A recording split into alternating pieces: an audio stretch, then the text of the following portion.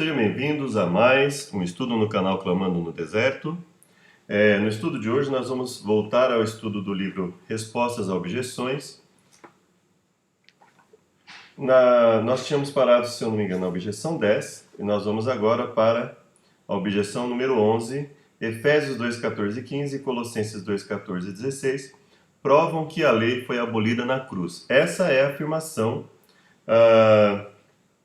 de quem faz a objeção. Nós vamos comentar sobre ela. Bom, então vamos lá.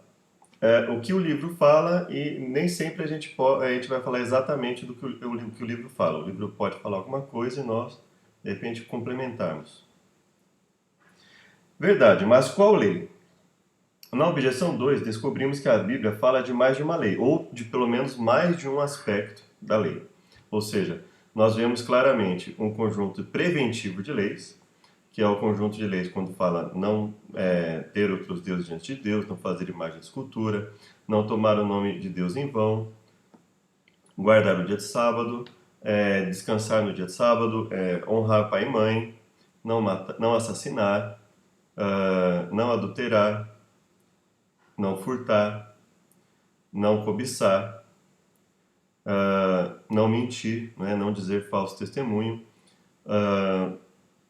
não fazer negócios fraudulentos, não seguir a multidão para fazer o mal, amar a Deus sobre todas as coisas, amar ao próximo como a si mesmo, auxiliar os mais necessitados, ser justo nos pesos, nas medidas, nos julgamentos, não beneficiar nem o mais rico nem o mais pobre num julgamento, mas fazer um julgamento justo,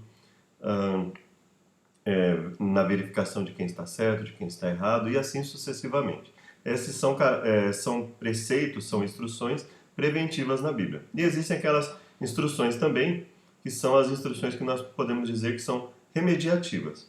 Então, você já cometeu o erro, o que vai ser feito? Então, várias situações dessas foram colocadas na Bíblia. Um dos pontos dessa remediação é a questão do sacrifício.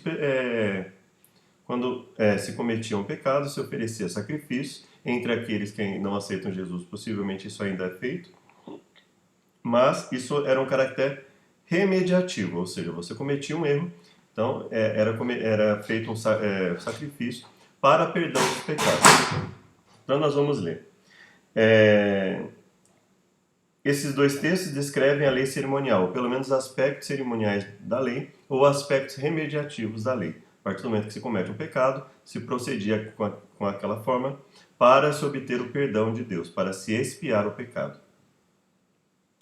Portanto, estritamente falando, poderíamos descartar a prova, entre aspas, que está diante de nós sem mais discussão.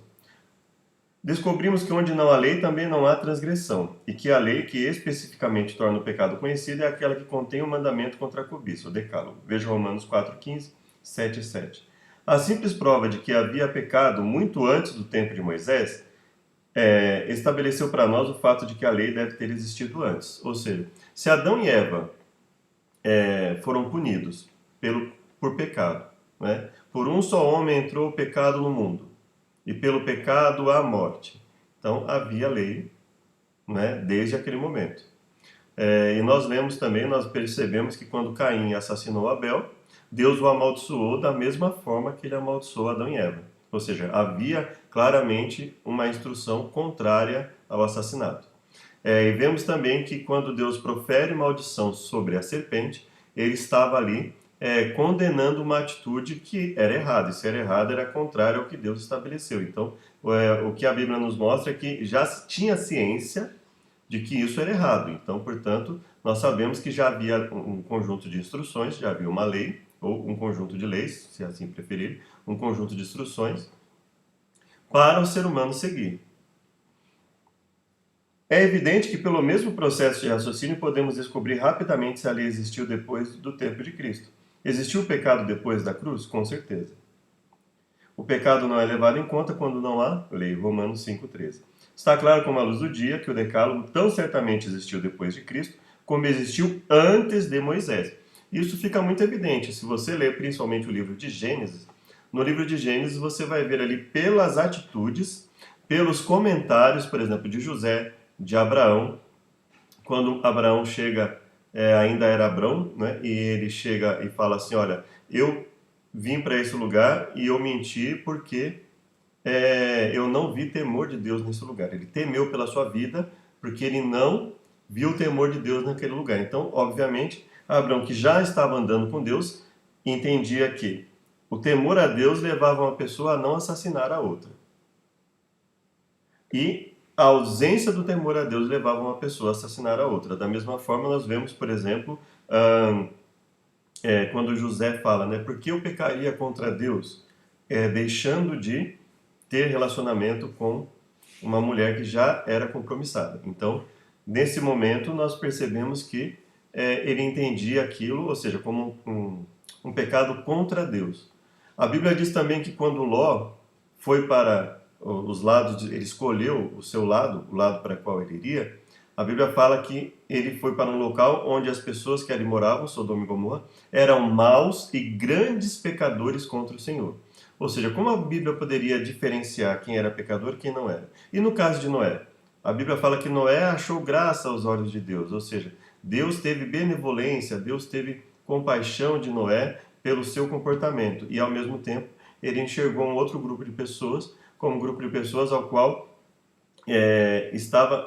por causa deles a terra estava cheia de violência, seja cheia de erros. Ou seja, a Bíblia o tempo inteiro ela mostra para nós que havia um conjunto de instruções relacionadas ao comportamento e também ela mostra para nós um conjunto de procedimentos em virtude do pecado, que era a oferta de sacrifícios, por exemplo. Então nós percebemos que há claramente essas duas linhas de instruções na Bíblia. Estamos preparados para crer, mesmo antes de examinar os textos citados pelo objetor, que eles possivelmente não ensinam o que ele alega. Os textos declaram, porque ele, Cristo, é a nossa paz, o qual de ambos fez um, e tendo derribado a parede da separação que estava no meio, a inimizade aboliu na sua carne a lei dos mandamentos na forma de ordenanças, e ele enfatiza bem essa questão, a lei dos mandamentos na forma de ordenanças, para que dos dois criassem em si mesmo um novo homem fazendo a paz. Efésios 2, 14 e 15. Tendo cancelado o escrito de dívida, ou escrito de dívida, tendo cancelado o escrito de dívida, que era contra nós, e que constava de ordenanças. Então, qual era o escrito de dívida que era contra nós? Aí é uma questão de raciocínio lógico, não é? Quando nós, examinando o que está na Bíblia, refletimos sobre aquilo. Ou seja, quando a Bíblia diz, por exemplo, não terás outros deuses diante de mim, era contra nós aquilo? Não, pelo contrário. Não é? Nós vemos na Bíblia que ter outros deuses diante de Deus é agir de forma contrária ao que Deus estabeleceu. E seguir o que os outros deuses estabeleciam é o que causava destruição, era o que causava as atitudes mais horrendas entre os povos, ao ponto deles oferecerem os próprios filhos como sacrifício a outros deuses e praticarem orgias e não terem respeito nenhum uns para com os outros, a ponto de, quando os anjos foram ali conversar com Ló, por exemplo, eles quererem abusar daqueles anjos, né, possivelmente não sabendo que eram anjos, queriam abusar ali daqueles seres que estavam presentes. Então, uma série de coisas que nós percebemos que quando a Bíblia fala não assassinarás, então se você deixa de assassinar alguém, isso está contra você? Evidente que não. Isso só vai estar contra você no momento em que você assassinar alguém, no momento que você tirar a vida de alguém. No momento que eu vier a tirar a vida de alguém, eu estou contra aquilo. No conceito de assassinato, no caso, pegando o conceito quando foi colocado, de que se eu, por exemplo, vamos imaginar, sem uma legítima defesa, por exemplo, eu vier ali por uma mágoa, por uma inveja, por alguma coisa nesse sentido, aí eu, por exemplo, tomar uma atitude contra alguém, como no caso de Caim, que por inveja de seu irmão assassinou. Então, aí nesse momento é que eu tenho essa lei preventiva contra mim. Agora, fora isso, eu não tenho nada contra mim nesse sentido. Agora, o fato de eu ter que oferecer sacrifício constantemente em virtude de um pecado cometido, aí é um aspecto remediativo. Aí isso está, enquanto eu não oferecer o sacrifício, por exemplo, enquanto eu não oferecer a oferta pelo pecado, aí eu estarei em débito Primeiro, por ter transgredido. Segundo, por não ter oferecido o sacrifício para perdão dos pecados. É claro que existe uma distinção ali, quando a Torá, os 5 primeiros livros da Bíblia, colocam alguns mandamentos, por exemplo, que a transgressão do mandamento de não assassinar, se ela tivesse um fundo doloso, se a pessoa tivesse ali com a clara intenção de prejudicar a outra, de fazer aquilo para prejudicar a outra, e viesse a assassiná-la, ela era punida da mesma forma, ela era punida sendo também assassinada. O que geralmente queremos dizer por ordenanças em termos religiosos? O dicionário Standard assim define a palavra: um rito religioso ou cerimônia conforme ordenado ou estabelecido por autoridade divina ou eclesiástica, como a ordenança da Santa Ceia. Os judeus antes de Cristo tinham certas ordenanças, assim como nós, desde o tempo de Cristo, temos algumas ordenanças tais como a Ceia do Senhor e o batismo. Quando essas ordenanças são mencionadas no Novo Testamento, é usada a mesma linguagem. Por exemplo, não passem de ordenanças da carne, baseadas somente em comidas, bebidas e diversas abluções. Também descobrimos que há várias leis e mandamentos declarando como essas ordenanças deviam ser cumpridas. E aí ele vai falando sobre isso. Em Hebreus 10:1, por exemplo, lemos sobre a lei que tem sombra dos bens vindouros. Claramente o escritor se refere ao aspecto que ele fala, a lei cerimonial. O escritor estaria se referindo ali ao aspecto cerimonial da lei. Todas as ofertas sobre o serviço judaico tinham em vista prefigurar as boas coisas do Evangelho, quando Cristo, o grande sacrifício, deveria ser oferecido. O contraste das palavras de Paulo sobre alimentos e bebidas, etc., com as palavras dos 10 mandamentos. Esses mandamentos tratam de assuntos que mexem com a alma, como idolatria, blasfêmia, mentira, furto e adultério. Por outro lado, se um país revogasse apenas aquelas leis de trânsito que tratam de assuntos menores e muitas vezes incômodos, como estacionamento, quão compreensível que um oficial fizesse o anúncio de que ninguém agora pode ser julgado no assunto do estacionamento.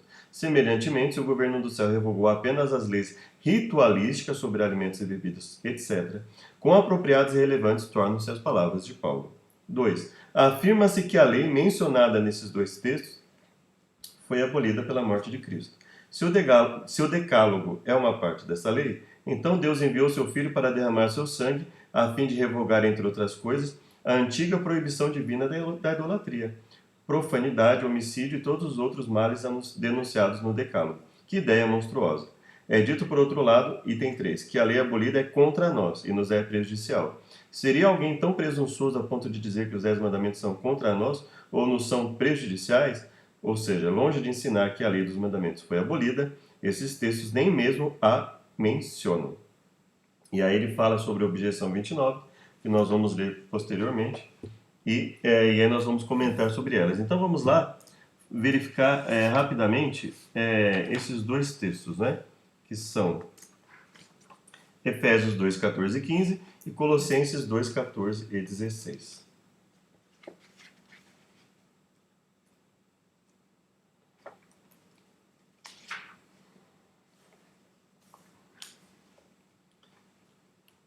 Como nós já lemos aqui o que o autor colocou, né? Então vamos ler a partir do verso 11.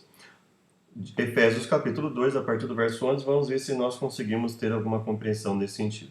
Por isso lembrai-vos que outrora vós, os gentios, na carne, os chamados incircuncisão, pela chamada circuncisão na carne, feita por mão, que estáveis naquele tempo sem Cristo. Então vamos lá. Ele está falando com os gentios na carne, ou seja, aqueles que não eram descendentes oficiais de judeus. Ele estava dizendo que eles estavam em outro tempo sem Cristo, excluídos da cidadania de Israel e estrangeiros das alianças da promessa, não tendo esperança e sem Deus no mundo. Mas agora, em Cristo Jesus, vós, outrora estáveis longe, fostes feitos próximos pelo sangue de Cristo. E aí ele entra no verso 14. Pois ele era a nossa paz, que fez de ambos os povos um só. Ou seja, ele está falando que fez dos gentios e dos dos judeus um só povo. E a parede divisória da cerca, e derrubando a parede divisória, né? A inimizade na carne, a lei dos mandamentos sem decretos, abolindo a lei dos mandamentos sem decretos, para que dos dois criasse um novo homem, fazendo a paz e reconciliasse ambos em um só corpo com Deus, mediante a cruz, matando a inimizade nela, e vindo evangelizou a paz a vós, os de longe, a paz aos de perto. Porque por meio dele temos o acesso, ambos um só Espírito, ao Pai. Assim, pois, não sois estrangeiros e forasteiros, mas sois concidadãos dos santos. Então, é, lembre disso, concidadãos dos santos e membros da família de Deus, tendo sido edificados sobre o fundamento dos apóstolos e profetas, sendo pedra angular ele mesmo, Cristo Jesus. Então, no qual toda a construção está bem ajustada. Então vamos lá olhar um pouco do capítulo 2 para nós termos. Vamos ler na nova versão da linguagem de hoje e vamos ver o que ela fala no começo do capítulo 2. Antigamente, por terem desobedecido a Deus e por terem cometido os pecados, vocês estavam espiritualmente mortos. Opa, peraí. Então existe lei, certo? Antigamente, por terem cometido pecados, isso ele está falando muito depois da morte de Cristo. Então, antigamente, quando? Antes deles se converterem, né? Vocês estavam espiritualmente mortos. Naquele tempo, vocês seguiam o mau caminho deste mundo e faziam a vontade daquele que governa os poderes espirituais do espaço, o espírito que agora controla os que desobedecem a Deus. Então, ele fala claramente que existe um conjunto de instruções que revelam obediência e um conjunto de instruções que revela desobediência a Deus. Ele fala que de um grupo de pessoas que praticava pecados porque estava contra Deus, contra a vontade de Deus. Então eles eram guiados por aquele que controla os que desobedecem a Deus. Então ele fala da desobediência a Deus. Existem instruções claras que devem ser seguidas por aqueles que servem a Deus. Mas a misericórdia de Deus é muito grande, o seu amor por nós é tanto, que quando estávamos espiritualmente mortos por causa da nossa desobediência, espiritualmente mortos por causa da desobediência, ele nos trouxe para a vida que temos em união com Cristo. Pela graça de Deus vocês são salvos. Por estarmos unidos em Cristo, com Cristo Jesus, Deus nos ressuscitou com ele para reinarmos com ele no mundo celestial. Deus fez isso para mostrar em todos os tempos do futuro a imensa grandeza da sua graça, que é nossa por meio do amor que ele nos mostrou por meio de Cristo Jesus. Pois pela graça vocês são salvos por meio da fé. Isso, o processo de salvação pela graça, mediante a fé, não vem de vocês, mas é um presente dado por Deus. A salvação não é resultado dos esforços de vocês, portanto, ninguém pode se orgulhar de tê-la, pois foi Deus que nos fez o que somos agora. Em nossa união com Deus, ele nos criou para que fizéssemos as boas obras que ele já havia preparado para nós. Então, ele está dizendo claramente aqui o quê? Que existem boas obras que Deus espera e determina que nós façamos. Ele criou boas obras para fazermos. Ele fala, as boas obras que ele já havia preparado para nós. E em outra versão, né, como na Almeida Revista Atualizada, as quais Deus de antemão preparou para que andássemos nelas. Então, Deus estabelece um conjunto de obras, boas obras, atitudes adequadas a um cristão. Então, o que Paulo está discutindo aqui é o quê? É a questão da salvação, que a obediência não é a causa da salvação, mas é a consequência necessária dela, porque Deus nos criou para as boas obras, a desobediência era feita porque estávamos sujeitos àquele que controla os desobedientes, então não estamos mais sujeitos. Então ele não está discutindo aqui a ausência de lei. O que ele está discutindo aqui é a ausência de condenação. Por quê? Porque naquilo que nós estávamos sujeitos a desobedecer voluntariamente, não estamos mais, e naquilo que nós venhamos a cair pelos méritos de Cristo, na confiança do perdão pelo sacrifício de Cristo, nós somos perdoados. Então esse é o ponto. Em nenhum momento ele está aqui discutindo a não existência de uma lei, ou seja, Jesus morreu e não temos mais lei alguma para seguir. Não é isso que ele está discutindo. Então vamos lá agora a Colossenses 2, 14 e 16.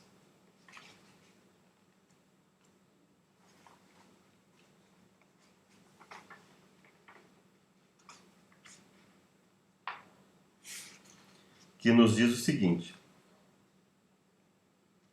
apagando contra nós o escrito de dívida nos decretos, o qual era contrário a nós. Então ele não está falando da lei. Ele não está falando da lei no seu todo. Ele não está falando em nenhum aspecto ali que o ser humano poderia desobedecer, principalmente os aspectos preventivos. Ele está falando de um escrito de dívida nos decretos, o qual era contrário a nós. O mesmo removeu do meio, pregando o mesmo na cruz, despojando os principados e os poderes, expôs ao desprezo em público, triunfando deles nela. Ninguém vos julgue em comida ou bebida, ou questão de festa ou lua nova, ou de sábados, e aí é uma discussão que nós vamos fazer em um outro momento, que sábados seriam esses, o que ele está falando, as quais são sombra das coisas vindouras, mas o corpo é de Cristo. Ninguém vos desqualifique, querendo fazê-lo em humildade e culto aos anjos. Vamos ver um pouquinho antes o que ele está dizendo, né?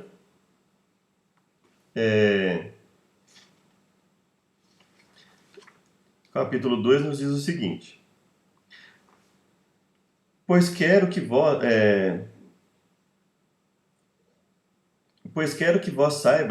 saibais quão grande luta tenho por vós e os em Laodiceia, e os quantos não viram a minha face em carne, para que sejam consolados os corações deles, sendo unidos em amor, e por toda a riqueza da plenitude do entendimento, para conhecimento do mistério de Deus, Cristo, o qual estão todos os tesouros da sabedoria e conhecimento escondidos. Isso digo para que ninguém vos engane com fala persuasiva. Então vamos lá no verso 6. Como, pois, recebestes Cristo Jesus, o Senhor, nele andai. Então esse é o primeiro ponto. Como recebestes Cristo Jesus como Senhor, nele andai. Então ele fala, existe um conjunto de princípios a serem entendidos e normas a serem obedecidas que representam esse andar nele. O que é andar em Jesus? Tendo sido enraizados e sendo edificados nele, sendo confirmados na fé, como instruídos, transbordando em ação de graça. Vede que não existirá a vós que escraviza, que ninguém haja entre vós que vos escravize através de filosofia e vazio engano, segundo a tradição das pessoas, segundo os elementos do mundo e não segundo Cristo, porque nele habita toda a plenitude da divindade corporalmente. E sois nele plenificados, o qual é o cabeça de todo o principado, no qual também fosse circuncidados, com circuncisão não feita por mão, não na remoção do corpo da carne, mas a circuncisão de Cristo, tendo sido sepultados com ele no batismo. Então, se você for...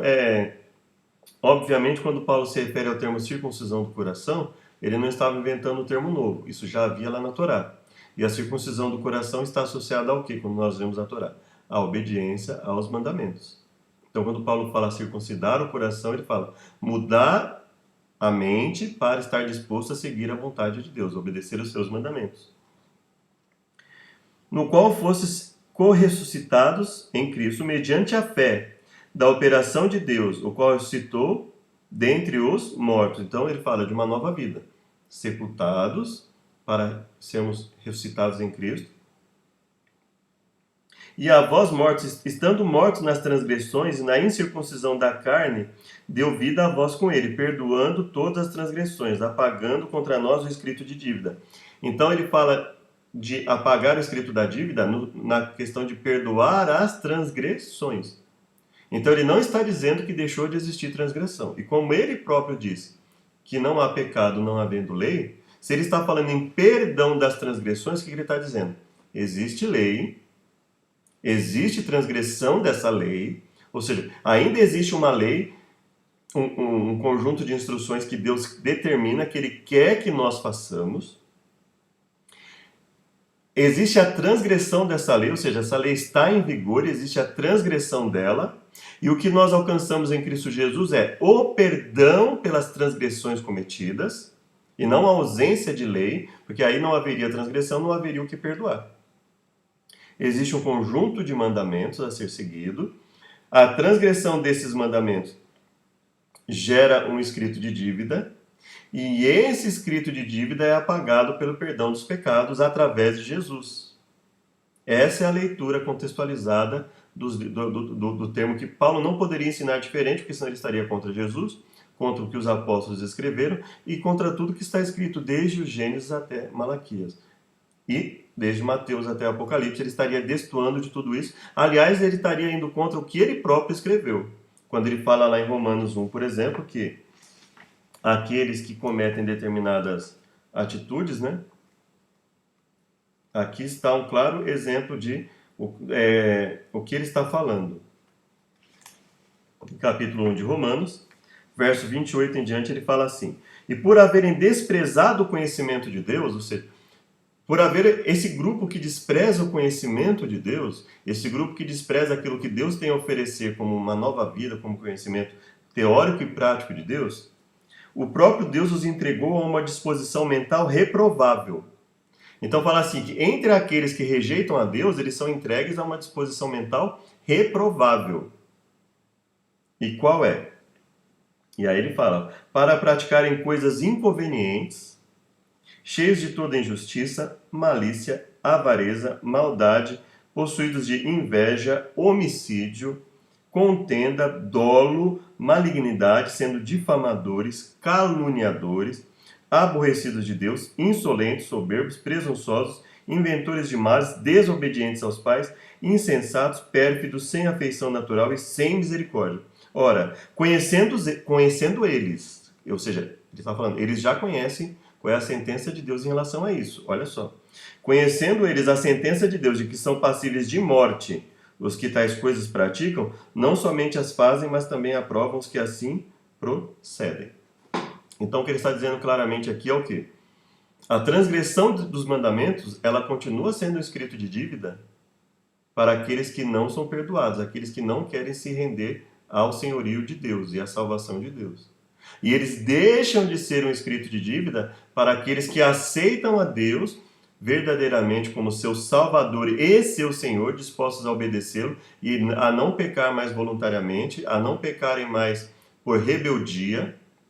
Então Deus perdoa essas pessoas que, com sinceridade de coração, se arrependem e se convertem. Então o perdão de Deus envolve arrependimento e conversão. Então, nesse contexto, é que Paulo fala que, aceitando a Jesus, tudo aquilo que representava escrito de dívida, ou seja, toda aquela transgressão é perdoada, desde que, evidentemente, haja o perdão dos pecados, através do quê? Do arrependimento e conversão. E é nesse aspecto que Paulo está falando. Se você ler contextualmente o que Paulo está falando, é nisso que ele está falando. Agora, pense comigo, se Jesus, como a Bíblia, lá em Hebreus, por exemplo, nos revela que Jesus é o único sacrifício, não necessitando nós de sacrifício. Então, aquilo que deixa de ser necessário para nós é o oferecimento contínuo de sacrifício. E tudo que estaria ligado àquilo, ou seja, todo o serviço sacerdotal ligado ao aspecto sacrificial, ele deixa de existir. E nada mais além disso. Então, de forma resumida, eu espero que nós tenhamos aí entendido bem o conteúdo desse texto. Essa foi a objeção número 11. Espero que continuemos aqui os nossos estudos. A próxima objeção, objeção 12, não é? Vai ser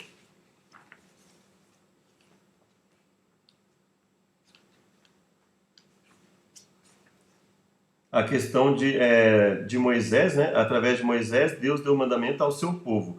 15 séculos mais tarde, Cristo também deu mandamento. O que eles querem dizer é o seguinte, que os mandamentos que Deus deu para Moisés, que não foi Moisés que deu, Deus deu para Moisés, eles dizem que seria exclusivo aos judeus. E nós cremos, evidentemente, o oposto disso, que ele nunca foi exclusivo aos judeus, eles eram para a esmagadora, uma parte considerável dessas instruções são para todos os povos, e nós percebemos claramente, pelo próprio conteúdo dessas instruções, que elas não foram exclusivas aos judeus. Então, nesse ponto, nós discordamos desse grupo que apresenta essa objeção. Que Deus os abençoe a todos. Te convido para uma oração final para encerrarmos esse estudo. Obrigado, Deus, pela chance de aprendermos mais uma vez a Tua Palavra. Que o Senhor esteja conosco, nos auxiliando, protegendo, perdoando pelas falhas e pecados, nos dando a oportunidade de uma nova vida a cada momento, em nome de Jesus. Amém. Sejam muito bem-vindos. Até o próximo estudo.